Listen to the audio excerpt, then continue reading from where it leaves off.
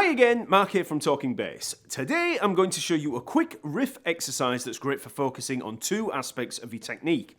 Joint barring in the fretting hand and raking in the picking hand. Both of these combine to help develop economy of motion and a clean, fluid technique. So the riff goes like this.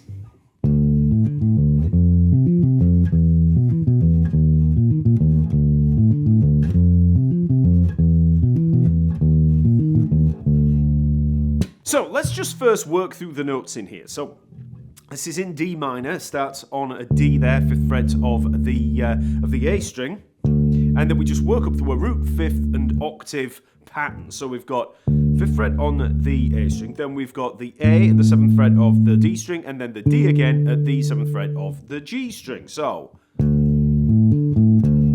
we work up and then back down, and the rhythm there is going to be dotted 8th note, 16th note, so bum, ba, and then for the second beat it's going to be 2 16th notes, 8th note, so 1 E and A, 2 E and, so 1 E and A, 2 E and, so 1 E and A, 2 E and, that's the rhythm. So that's the move, and then we just take that pattern and we shift it up a minor third to F at the 8th fret of the A string, so we're going to be playing 8th fret on the A string, and then it's going to be 10th frets on the D and G string, so.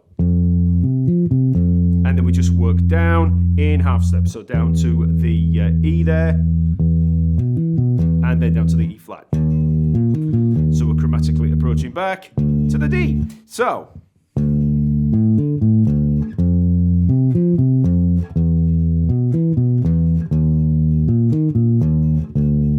Round and round. Okay, so now let's dig a little deeper into the technique here. So in the fretting hand, I'm using what I've come to refer to as joint barring. Now, that's not an official naming of the technique, christened by the board of directors for bass. It's just a name that I use to describe something that lots of players use all the time. I'm basically using one finger to do the job of many. So here I'm using the pinky to bar across the D and the G strings. Okay? Now I'm not constantly barring like I would for a chord.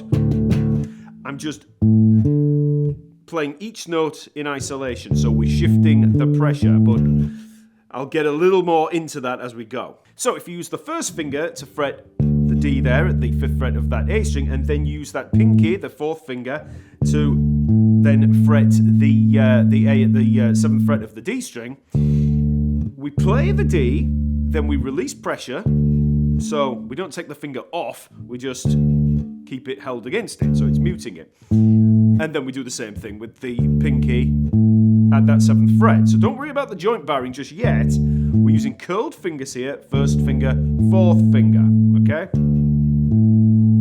That's our first move.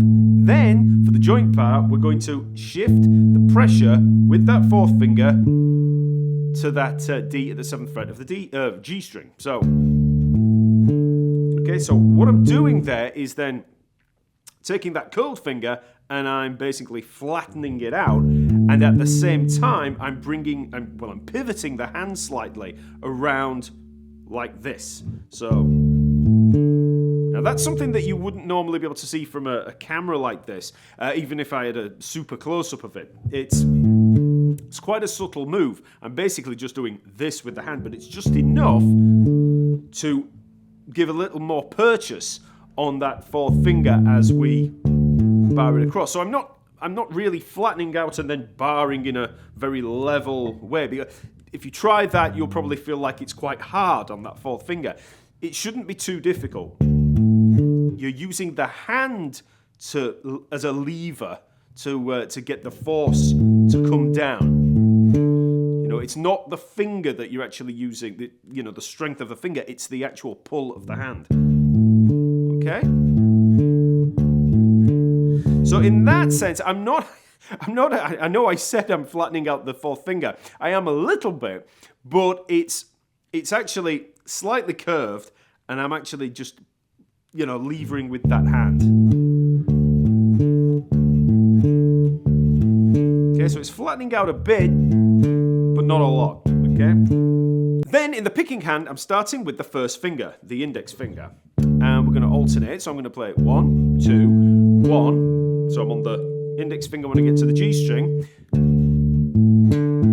and then I rake back along all the strings. So it's G string, D string, A string, all taken with that first finger. And because we're unapplying the pressure, releasing the pressure, let's say, releasing the pressure on each note in turn, we don't have to worry about that.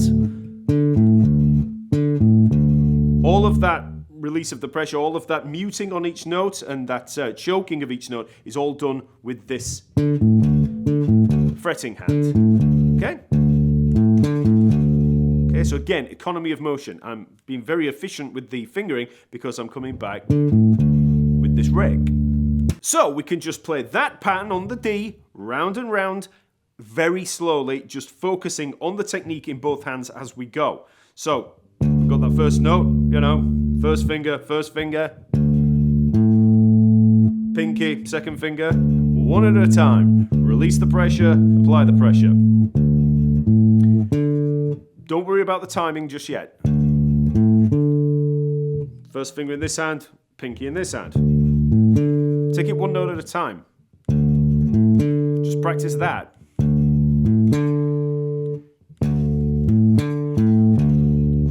And then add it all together. So, 1 E and 2 E and. That's slow, just to focus on the technique. Each note leading into the next, but we don't have any chord or anything like that. All notes are there in isolation. And then build up speed.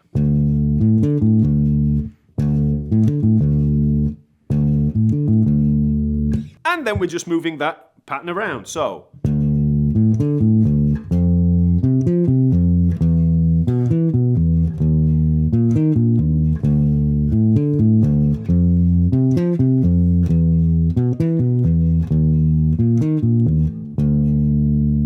Now, once you can play that, you do have the option of switching things around with the picking hand starting on the second finger, the middle finger. So if we were to do this, we'd start on that second finger, alternate again, then we reach the G string there, which we're playing with the middle finger, and then you can rake down with the first finger because that's the more natural finger to rake with, just along the D string and A string. Okay, so it's just a different way of doing this. So.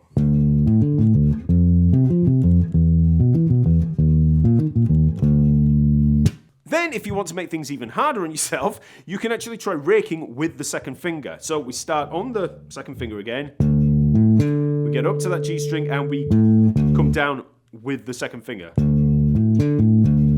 Okay, now that will probably feel a lot more unnatural because you're using the longer finger of the two to come down across the strings. It always feels a lot more natural to come down with, or descend with the shorter finger. It feels more natural to ascend with the longer finger. So if you just compare those two moves, first finger rake and second finger rake, you can feel it. So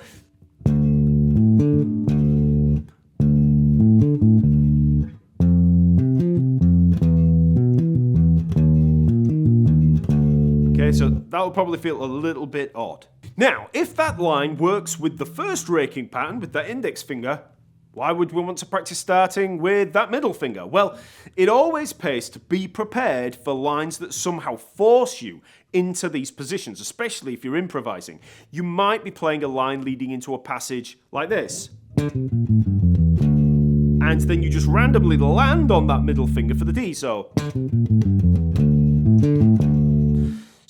if I preface that line with a scale run like that, I start that run with the index finger, I'm coming down, alternating, and then I land on the D. So I'm faced with that situation that I can't avoid. If you've already practiced these kind of lines that don't feel totally natural, if you know that feeling of moving in ascent across strings on the shorter finger, you'll be prepared. It's the same as practicing octave patterns where we start with the middle finger on the lower note. It doesn't feel as natural as starting on the index finger. but by practicing stuff that feels unnatural, like I said, you're going to be prepared. Okay, please like the video and subscribe to the channel if you're new here. I release a video every Friday and have done now for the last 11 years, so there's plenty of content to work through. If there are any technical issues that you'd like me to cover, just leave a comment below, and remember to visit the TalkingBass website where you'll find the lesson material for this video and a free membership that provides access to a bunch of downloads, lessons, chat groups, forums, and much, much, much, much more. It's totally free with, no credit card required stuff or anything like that. Just sign up and you'll be able to join a thriving TalkingBass community. So check it out, and I'll see you next week.